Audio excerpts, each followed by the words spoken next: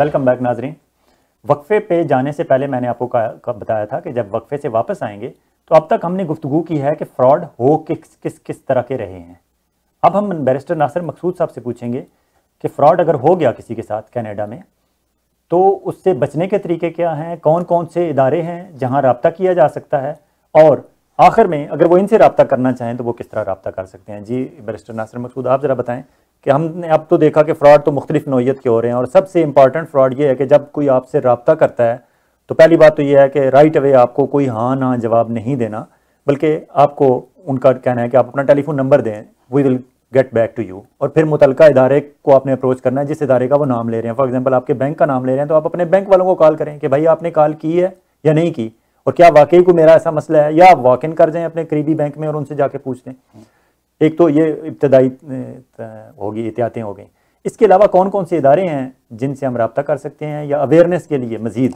सबसे पहले जो Canadian competition bureau of Canada है उसने एक बुकलेट छापा है जिसपे उन्होंने तमाम तरह के स्कैम्स उन सबको एन्यूमरेट किया है और बताया है कि उन तब से बचने की तरकीब क्या है, और ये भी बताया है कि अगर किसी के साथ ये हो जाता है तो उसका क्या तरीक़ाकार है जिसके तहत वो अपने उस तदारुक कर सकते हैं अपने नुकसानात का, और कहाँ कहाँ वो रिपोर्ट कर सकते हैं। बुक का नाम क्या है? इस बुक का नाम है the little black book of scams. The little black book of scams. और कैनेडियन गवर्नमेंट ये कैनेडियन ब्यूरो ने छापी है, कंपटीशन ब्यूरो ऑफ कनाडा ने छापी है। ये ऑनलाइन भी अवेलेबल है, पीडीएफ में भी है, दूसरे इसमें भी है, और इसके अलावा अगर आप लेटर लिखें उनको तो ये फ्री ऑफ कॉस्ट अवेलेबल भी है। ईमेल ऑनलाइन आप इनकी वेबसाइट पे जाएं, आप वहां अप्लाई करें, आप मिल जाएगा। अपना एड्रेस दें तो आप गूगल में भी डालेंगे तो आपको आसानी से मिल जाएगी। और आपको हार्ड कॉपी मंगवानी है तो आप मंगवा सकते हैं फ्री ऑफ चार्ज। एक दफा एटलीस्ट एक दफा सिटीजन को एक दो दफा इसको पढ़ना चाहिए। जो जैसे आपने बताया कि एहतियात बहुत जरूरी है। कोई भी स्ट्रेंजर आपसे आपकी कोई पर्सनल इंफॉर्मेशन मांगे तो आप उस वक्त आपका रेड फ्लैग जो है हो जाना चाहिए। बिल्कुल आपको समझना चाहिए कि there is something wrong which is going on।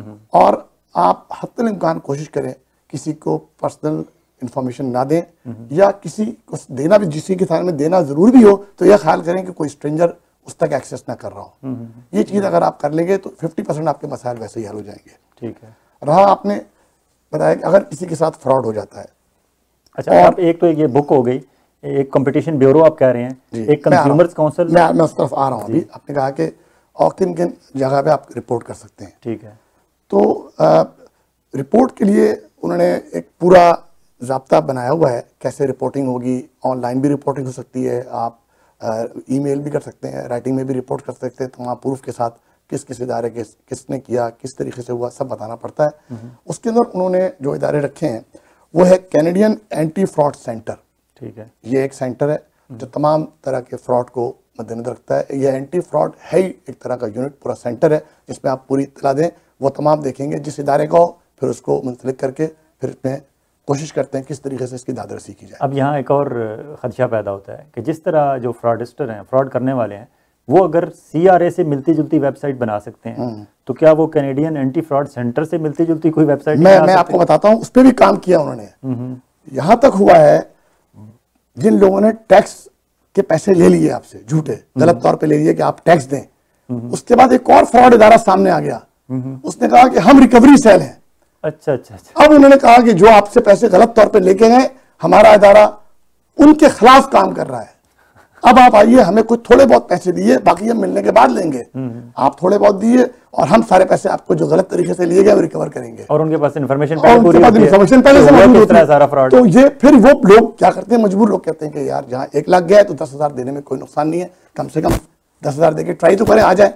एक तो मुखलिस आदमी आया तो पता चला बाद में वो भी फ्रॉड है, उनका भी कोई दफ्तर नहीं है। तो आप ये बताइए कि इतनी इनोवेटिव माइंड, तो ये इस तक सोचना पहुंचना जरा मुश्किल होता है। कैनेडियन गवर्नमेंट कोशिश कर रही है, उनके इंटेलिजेंस ब्यूरो काम कर रहे हैं, RCMP सब लगी हुई हैं, लेकिन जिस तरीके से ये फैल रहा है तो उसको करने में थोड़ा टाइम लगेगा। उन्होंने काफी फोर्सेस बना दी हैं। मैंने बताया पहला कैनेडियन एंटी फ्रॉड सेंटर है, ठीक है। दूसरा है कंपटीशन ब्यूरो ऑफ कनाडा, ठीक है। तीसरा उन्होंने कहा है कि ओंटारियो प्रोविंशियल पुलिस, अगर कोई ऐसी चीटिंग हो जिसमें आपके साथ इमीडिएटली जो रिलीफ, आप फॉरेन पुलिस को इतला करें। ये इदारे तो बाद में आएंगे। ओंटारियो प्रोविंशियल पुलिस को इत्तला कर सकते हैं। फिर है financial consumer agency of Canada, जो भी कंज्यूमर से रिलेटेड कोई भी चीज़ है, कस्टमर से रिलेटेड कोई चीज़ है, वो आप उनको बताएं। बिजनेस से रिलेटेड कोई चीज़ हो तो उन्होंने बेटर बिजनेस ब्यूरो बनाया हुआ है, वहाँ आप इत्तला करें। और जहाँ बैंक और फाइनेंशियल इंस्टीट्यूशंस का जो सिक्योरिटीज कमीशन ऑफ कनाडा के अंडर में आते हैं, उसके उन्होंने mutual dealers association of Canada बनाई हुई है, वहाँ पर आप म्यूचुअल फंड डीलर्स एसोसिएशन, वहाँ पर उस जाकर उसको आप तरह कर सकते हैं। फाइनेंशियल सर्विसेज कमीशन के अंडर जो चीज़ें आती हैं, सिक्योरिटीज, म्यूचुअल फंड टाइप का फ्रॉड, बैंक से रिलेटेड, वहाँ जाके आप बता सकते हैं। ठीक है। लेकिन इन तमाम चीज़ों के बावजूद ये लोग कोशिश कर सकते हैं, आपके भी स्टेटमेंट लेंगे, उनका स्टेटमेंट देखेंगे, एग्रीमेंट की सूरत देखेंगे, लेकिन अब जहां एग्रीमेंट को इंटरप्रेट करना हो, जहां एग्रीमेंट की ये बात आ जाती है कि जनाब एग्रीमेंट तो मैंने पढ़ा नहीं, एग्रीमेंट की बात ये चीजें थी, मुझे बताया कुछ और गया था, ये इदारे इतना डायरेक्ट एविडेंशियरी मैटर्स में नहीं जाते। वह देखते हैं क्लियर कट जो कोई चीज हो उसमें वो डिसीजन लेते हैं। लेकिन जहां आप डिफरेंट जो प्रिंसिपल्स एंड लॉ के एविडेंशियरी प्रिंसिपल इस्तेमाल करने होते हैं कि जनाब एग्रीमेंट में डिसऑनेस्टी है कि नहीं, एग्रीमेंट फेयर है कि नहीं, एग्रीमेंट में गुड फेथ था कि नहीं, एग्रीमेंट तो साइन कर दिया, दोनों पार्टियों बाउंड भी हो गए, लेकिन क्या उसमें गुड फेथ का एलिमेंट था, क्या उसमें फॉल्सिटी थी, क्या उसमें क्रेडिबिलिटी का इश्यू था, क्या उसमें उसको तमाम चीजें डिस्क्लोज की गई। अगर ये चीजें आपके ग्राउंड है फ्रॉड का, तो आप इसके लिए अदालत से रुजू कर सकते हैं। ठीक। अदालत में मैंने बताया कि दो तरह के टायर्स हैं यहाँ पर। एक 25,000 से कम के जो मुकदमा होते हैं, $25,000 से कम के जो मुकदमा हैं, वो यहाँ की स्मॉल क्लेम्स कोर्ट है, वो भी सुप्रीरियर कोर्ट ऑफ जस्टिस की एक ब्रांच है, और वो 25,000 से कम के मैटर्स का जुरिस्डिक्शन उनके दायरे इख्तियार में आते हैं, जितने भी मनी मैटर्स हैं। ठीक है। 25,000 के जो ऊपर के मैटर हैं वो सुप्रीरियर कोर्ट ऑफ जस्टिस में जाता है। अप टू 100,000, अप टू, मैं बता रहा हूँ, अप टू 100,000 उन्होंने रखा है कि अगर किसी का क्लेम 1 लाख हो, 25,000 से ऊपर और 1 लाख से नीचे हो, तो सिंप्लीफाइड प्रोसीजर सेक्शन 70 रूल 76 है सिविल प्रोसीजर कोड का, उन्होंने कहा कि सिंप्लीफाइड प्रोसीजर के तहत होंगे। उसका तरीकाकार 1 लाख से ज्यादा के जो केसेस हैं उससे जरा मुख्तसर है, उसमें डिस्कवरीज के टाइम भी लिमिटेड है, फैसला भी फास्ट है, और उसमें उन्होंने फास्ट ट्रैक पे उसको लाने की 1 लाख से ऊपर जो है, 1 लाख से नीचे जो है, 1 लाख से नीचे सिंप्लीफाइड प्रोसीजर के तहत वो जल्दी हो जाता है, वो केसेस चलेंगे, वो जल्दी हो जाएंगे, उसमें एविडेंस भी कम होती है, सेटलमेंट के भी ज्यादा मौके दिए जाते हैं। और जो 1 लाख से ऊपर है उसमें ट्रायल है, डिस्कवरीज भी काफी लंबी चलती हैं, और उसमें अखराजात भी ज्यादा होते हैं।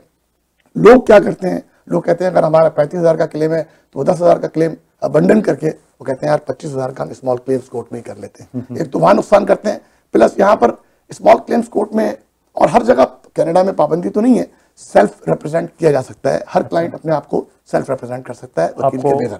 आपको कोई सिर्फ कॉर्पोरेशन जहां होगी वहां रूल्स के तहत जज कहते हैं कि आप लॉयर एंगेज करें, कंपनी हो, इनकॉर्पोरेटेड, लेकिन उसमें भी मोशन फाइल करें तो वो डिस्पेंस विद कर देते हैं। जहां पोजीशन हो कि भाई डायरेक्टर्स के पास पैसे नहीं है, कंपनी दिवाली हो गई, तो उसमें जो वो आपको डिस्पेंस विद कर देते हैं। लेकिन सेल्फ रिप्रेजेंट आप कभी भी कर सकते हैं, किसी भी अदालत में कर सकते हैं। ठीक है। स्मॉल क्लेम्स कोर्ट में ज्यादातर जो कल्चर है, ज्यादातर जो लोग करते हैं, वहाँ सेल्फ रिप्रेजेंटेड लिटिगेंट्स ज्यादा होते हैं।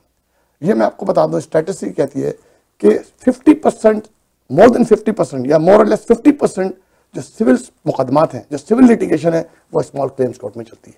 ठीक है। उससे ज्यादा, उसके बाद 50% सुप्रीरियर कोर्ट ऑफ जस्टिस वगैरह में इसमें चलती है, वो बड़े बड़े कॉर्पोरेट्स और उनके, लेकिन 50% ज्यादा स्मॉल क्लेम्स कोर्ट में। स्मॉल क्लेम्स कोर्ट में उन्होंने तरीकाकार मुख्तसर रखा हुआ है, उन्होंने देखा है कि सेल्फ रिप्रेजेंटेड लोग आते हैं, उन्होंने प्रोसीजर को भी थोड़ा सा हल्का रखा हुआ है, फ्लेक्सिबिलिटी ज्यादा दी हुई है, और उनको एक सेल्फ जो रिप्रेजेंटेड लिटिगेंट है उनको अपना मतमा नजर पेश करने के लिए आसानियां पैदा की हैं। बहुत लिबरल एटीट्यूड है, इंटरप्रेटर भी मिल जाते हैं, एटीट्यूड भी लिबरल है, अखराजात भी कम है, कोर्ट फीस वगैरह भी कम रखी हुई है, और केस का ड्यूरेशन भी कम अरसे में वो हो जाता है, और उसके अंदर सेटलमेंट कॉन्फ्रेंसेस होती हैं, सब चीज़ होती हैं, जजेस भी खुद पर्सनली जो है उसको देखते हैं, और ज़्यादातर फैसले जो हैं सेटलमेंट कॉन्फ्रेंस के तक हो जाते हैं, ट्रायल में केसेस कम जाते हैं। लेकिन जो ट्रायल में जाते भी हैं तो 1 या 2 दिन का ट्रायल होता है और इमीडिएटली उसका डिसीजन हो जाता है लोगों को। यहाँ मैं आपसे पूछूंगा कि पाकिस्तान में आपका बड़ा नाम था इस तरह के हर्जाने और मुआवजे के केसेस में, और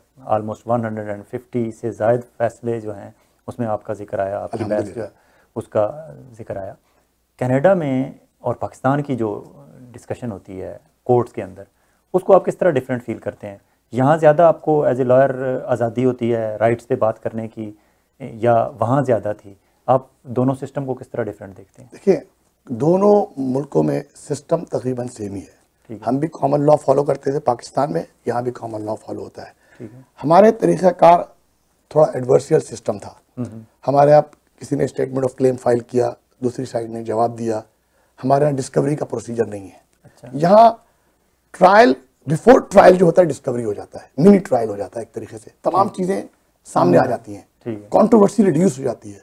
अब ट्रायल में जाएं, इतना खर्चा करें, तो उससे पहले ही सब चीज़ें अगर डिस्कवरी में सामने आ जाती हैं और तो लोग ट्रायल में जाने से अवॉइड करते हैं, और ट्रायल की कॉस्ट बहुत ज़्यादा है। और प्लस यहाँ पर जो पाकिस्तान से यहाँ का सिस्टम जो डिस्टिंग्विश सिर्फ इस एहसास मैं समझूंगा, एक तो डिस्कवरी के हवाले से, और दूसरा पाकिस्तान में मैक्सिमम जो कॉस्ट पहले थी वो 35,000 थी, अब उन्होंने थोड़ी बढ़ाई है अमेंडमेंट करके।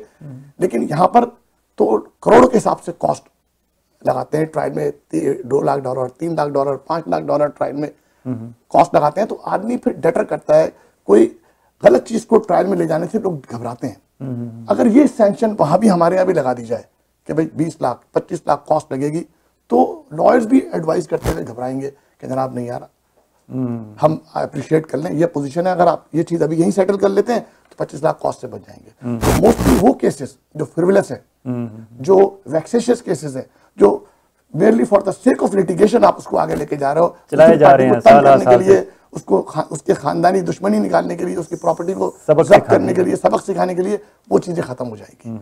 यहाँ पर ये चीज जो है, ये सैंक्शन बहुत बड़ा है कि जनाब आप पे इतनी हैवी कॉस्ट लगती है कि आप ट्रायल तक जाने का सोचना भी मुश्किल है। यही वजह है कि 95% केसेस जो कनाडा में है वो ट्रायल स्टेज से पहले खत्म हो जाते हैं, इसलिए कि ट्रायल की कॉस्ट टोरंटो में 1 दिन के 2 दिन के ट्रायल की कॉस्ट आप गूगल में जाके देखें $60,000। अच्छा, कोर्ट के ट्रायल? यस, कोर्ट का ट्रायल। $60,000 में क्या क्या शामिल है? उसमें वकील की प्रिपरेशन 6 महीने प्रिपरेशन करता है, कोर्ट के expenses, interpreter, transcript writing, trial brief, इतनी चीजें जो तैयार होती हैं, इस सब मिला के ये एक्सपेंसेस टोटल होते हैं इसके अंदर। तो अब आप मुझे ये बताइए कौन अफोर्ड कर सकता है? बिल्कुल। तो हमारी जो पाकिस्तानी कम्युनिटी के लोग हैं वो आपके पास आते हैं, क्योंकि आप तो सिविल केसेस ही करते हैं यहाँ कनाडा में, और यहाँ हमारे पाकिस्तानी लॉयर्स में बहुत कम सिविल करते हैं, ज़्यादा तो रियल एस्टेट के ठप्पे लगा रहे हैं, सॉरी टू से। लेकिन आप माशाल्लाह, क्योंकि आपका इतना नाम था, इतनी पहचान थी पाकिस्तान में भी, और आप वहाँ भी कर रहे थे और यहाँ भी कर रहे हैं। जी जी, अल्हम्दुलिल्लाह कोशिश करते हैं कम्युनिटी की खिदमत करने की। और आपके पास टीम है लॉयर्स की? अल्हम्दुलिल्लाह, जूनियर स्टूडेंट लॉयर्स भी हैं? स्टूडेंट्स लॉयर्स मेरे पास आते हैं, आर्टिकलिंग के लिए आते हैं, चले जाते हैं। लेकिन मैं कोशिश कर रहा हूँ इसको और थोड़ा कॉम्प्रहेंड वसी करूँ, दायरा इख्तियार को, और कोशिश कर रहा हूँ कि प्रो बोनो काम करूँ कम्युनिटी की सर्विस के लिए। कि बाद लोग ऐसे आते हैं जिनको एडवाइस चाहिए होती है, जिनको मदद चाहिए होती है इनिशियली, तो थोड़ा बहुत प्रो बोनो काम भी हर प्रोफेशन का सदका होता है, वो भी करना चाहिए। प्रो बोनो हमारे यहाँ पब्लिक के बेनिफिट के लिए, पब्लिक के बेनिफिट के लिए, कम्युनिटी या डिस्काउंटेड प्राइस पे, या फ्री में? डिस्काउंटेड प्राइस पे। समटाइम जहाँ देखते हैं कि अगर बहुत ही ज्यादा डिजर्विंग है, कुछ भी नहीं है, तो उसकी हेल्प की जा सकती है।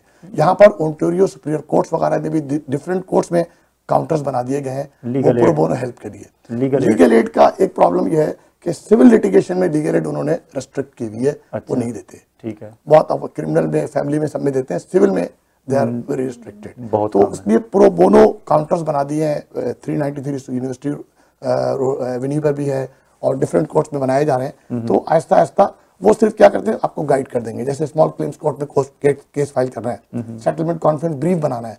अब आप आए, एक लेमैन है, उसको नहीं पता सेटलमेंट कॉन्फ्रेंस ब्रीफ कैसे बनती है, आपने उसको गाइड कर दिया, उसको टेम्पलेट दे दिया, उसने उसको देख करके बना लिया, या आपने उसकी मदद कर दी।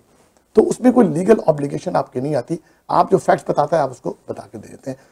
क्लाइंट और लॉयर की रिलेशनशिप इसमें ऐसा नहीं हो सिर्फ आपने टेम्पलेट दे दिया और उसने अपना उसको आगे बढ़ा। तो इसका मतलब है कॉन्फिडेंशियल इन्फॉर्मेशन आप नहीं ले रहे होते। हमारे नाजरीन के लिए इतने डरने वाली बात नहीं है कि फीसें बहुत ज़्यादा होती हैं। अगर आपके पास आ जाएं तो आप यकीनन उनकी हेल्प कर सकते हैं। इंशाल्लाह पूरी कोशिश करेंगे। आपका एक ऑफिस इस्ना सेंटर में है, Islamic Society of North America, QEW and Erin Mills की इंटरसेक्शन पे जो उनका है, उसके अंदर एक आपका ऑफिस है, आप वहाँ होते हैं। इसके अलावा आपसे हमारे नाजरीन को आप अपना टेलीफोन नंबर भी दें ताकि लोग आपसे जो रब्ता करना चाहें वो आपसे रब्ता कर लें। 64 मेरा सेल नंबर है 647-707-5232, 647-707-5232। नाज़रीन इकराम, नासिर मकसूद साहब का मैं शुक्रिया अदा करूँगा कि वो अपने कीमती वक्त में से उन्होंने आज हमारे स्टूडियो तशरीफ़ लाए।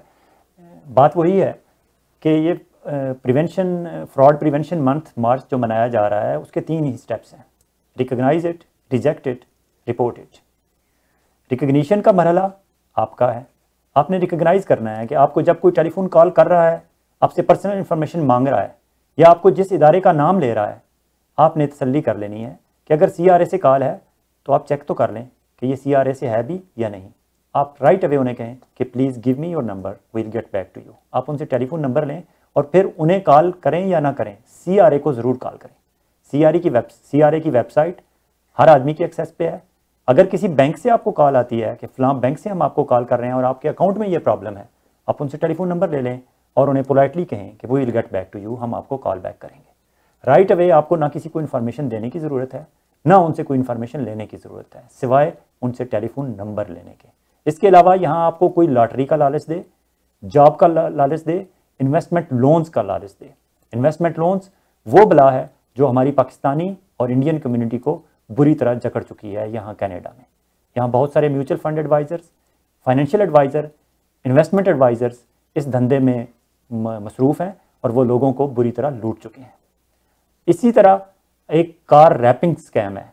यहाँ आपको कॉल आती है कि आपकी गाड़ी के इर्द गिर्द हम रैप करेंगे एक ऐड, वॉलमार्ट का नाम लेंगे, पेप्सी का नाम लेंगे, कॉस्टको का नाम लेंगे, बड़ी बड़ी कंपनीज का वो नाम लेते हैं और फिर आपको चेक भी उसी कंपनी का भेज देते हैं कि ये आपको हम एडवांस में पैसे भेज रहे हैं। आपकी गाड़ी के गिर्द हमारा ऐड होगा, 1 महीने चलेगा तो आपको इतने पैसे चलेंगे, 6 महीने मिलेंगे, 6 महीने चलेगा तो इतने पैसे मिलेंगे। तो बंदा लालच में आ जाता है कि ये तो कोई मसला नहीं, गाड़ी तो मेरी वैसे भी रोड पर हर वक्त चल रही होती है, तो एक ऐड भी उस पर लग जाएगा और इतने पैसे भी मिल जाएंगे, फिर आपको चेक भी आ जाता है। इसी तरह का आपको कोई चेक आ जाए तो ये कोई खुदाई खिदमतगार नहीं होते, ये एक्चुअली आपको लूटने के लिए आते हैं। आपके साथ ऐसा कुछ भी हो जाए तो आप यकीनन बैरिस्टर नासिर मकसूद या और हमारे लायर पाकिस्तानी कम्युनिटी के जो सिविल लिटिगेशन कर रहे हैं, सिविल के मामलात को देख रहे हैं, उनसे रब्ता करें और उनसे रहनुमाई करें। अपना और अपने गिरदोनवा के लोगों का बहुत ख्याल रखिएगा। आइंदा प्रोग्राम में आपके पास फिर हाजिर होंगे, उस वक्त तक बहुत शुक्रिया। खुदा हाफिज़।